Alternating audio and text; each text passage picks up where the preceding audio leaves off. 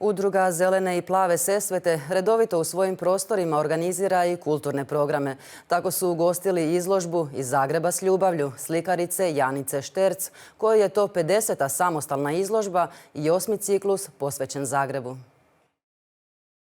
Janica Šterc živjela je do 15. godine u Desnoj Martinskoj Vesi, 50 km od Zagreba. Život uz Savu osjeća kao poveznicu tog mjesta i Zagreba, u koje je došla na školovanje u školu primijenjene umjetnosti. I tako sam ga zavoljela. Na kraju u primijenjenoj smo imali povijest umjetnosti i tako me to zaintrigiralo. Počela sam od Sabe čitati one povijesne knjige o ulicama, ne znam ko je koju zgradu izgradio, koju je poklonio svojoj kćeri, koju mi razdobio, koju je zakartao. Kustosica izložbe grupirala je sliku u nekoliko triptiha prepoznatljivih simbola grada i hrvatskoga identiteta.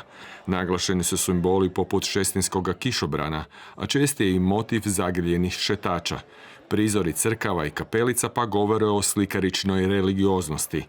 Jedan je dio izložbe posvećen i rubnim naseljima poput Vugrovca. I u snijegu, i u kiši, i u zimi, i u proljeću, i u noći, i u jednom sunčanom ozračju. On je grad koji je jedan gotovo dnevnički zapis Janice Šterc.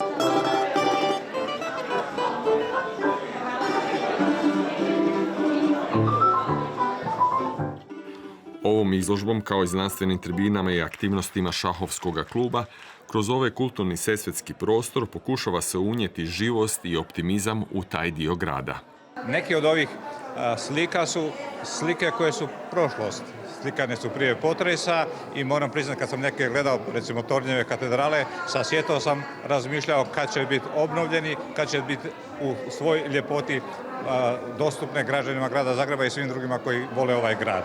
Izložba Janice Šterc može se razgledati u zelenim i plavim Sesvetama na adresi Kelekova 2 do 10. ožujka.